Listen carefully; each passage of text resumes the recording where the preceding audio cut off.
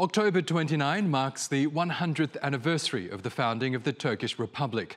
As the nation marks the Century of Türkiye, we look at how the economy has evolved into an emerging market darling and what might be in store for the country over the next 100 years.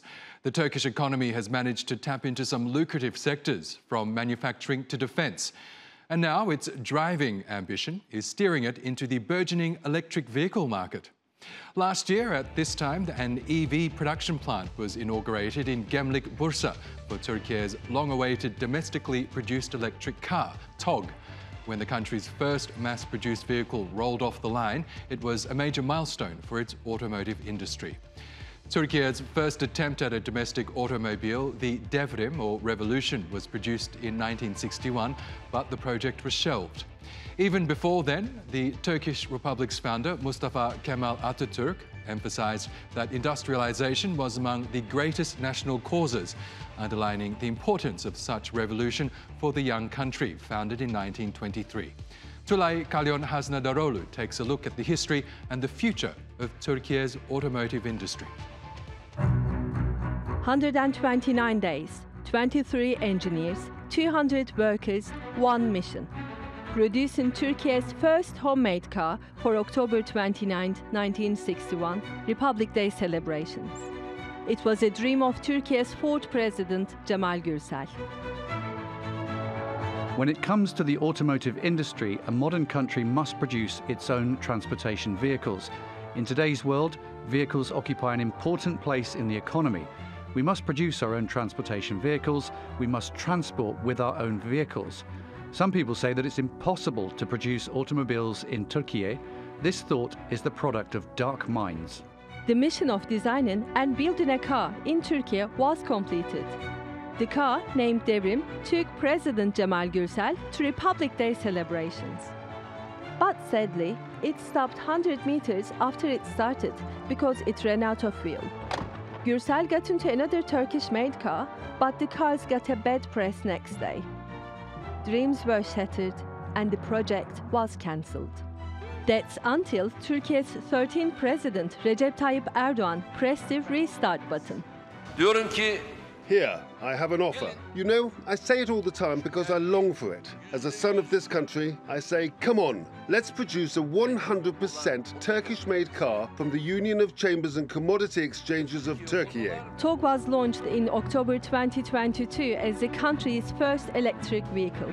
Togg plans to manufacture 1 million vehicles across the 5 segments by 2030. The company's T10X model now holds an 18.2% share in the overall EV market and 33% in electric SUVs.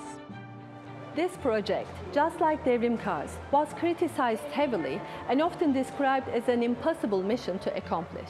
But as we get ready for Turkey's Republic Day celebrations, marking its 100th year, we also witness one of Turkey's oldest dreams becoming a reality. Toggs can now be seen on the roads of Turkey, and soon they will also be ready to hit the roads all over the globe. Togg, dubbed as the grandfather of Devrim cars, has become a symbol of Turkey's high-tech advancement and has put the country among the top 20 car makers in the world. Tulay Kalyon Haznadaroğlu, TRT World. Well, let's get more on this now from economist Taha Arvas. He's a professor of finance at Boğaziçi University and joins us now from Istanbul. Good to have you back with us, Taha. Needless to say, a lot has changed in Turkey over the last 100 years. One of the big changes we've seen is the evolution of the country's economy into one of the world's leading emerging markets. Can you describe to us some of the major developments that the Turkish economy has seen over the years? Sure. Well, one of the major factors in stability in Turkey and economic growth has been stability itself, specifically political stability.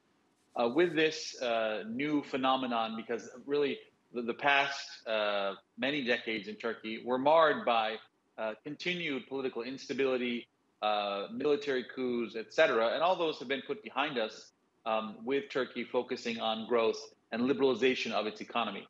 The more liberal the economy has gotten, the more investors have poured into Turkey, prospects have looked up, and success has been found because of these steps.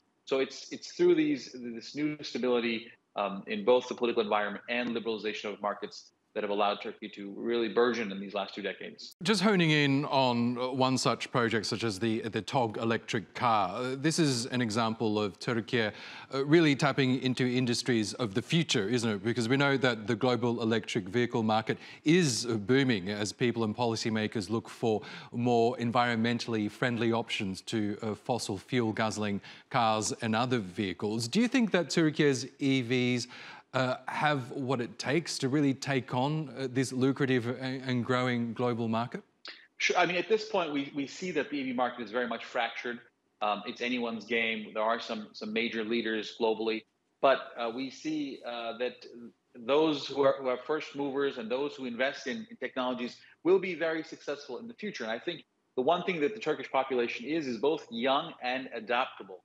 So Turkish people will very quickly adapt to these new technologies, and with a major price difference between fossil fuels, both in terms of benefits to the environment, there being negative impacts on the use of fossil fuels, and EVs having positive benefits in decreasing these side effects or negative externalities, if you will. Then I think people will very much benefit, will very much adopt these cars in Turkey, and that'll allow for a domestic base, after which hopefully there'll be an export market for them. And with that, I think we should see a brand new industry really do very well here in Turkey. And Taha, we know that growing the economy is one of the Turkish president's main priorities because at a fundamental level, a bigger economy means more jobs and a better standard of living overall. Bringing down inflation and stabilising prices is also a key part of his economic agenda. The president appointed a new economic team back in June. Can you just explain to us what has that team been doing since they've been put in charge of the economy, and what do you expect them to do in the future in order to achieve those aims?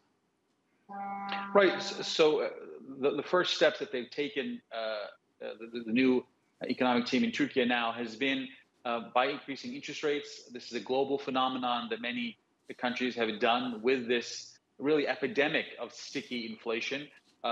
Turkey was not immune to such impact of the coronavirus pandemic. We have sticky inflation here in Turkey as well. However, the finance minister took steps to rein that in by increasing inflation, but that's obviously not going to be enough. There needs to be much more to be done. This includes attracting foreign direct investment to the country, investing in areas where the country can do well, such as energy, such as renewables, and through both investment, further liberalization of the economy.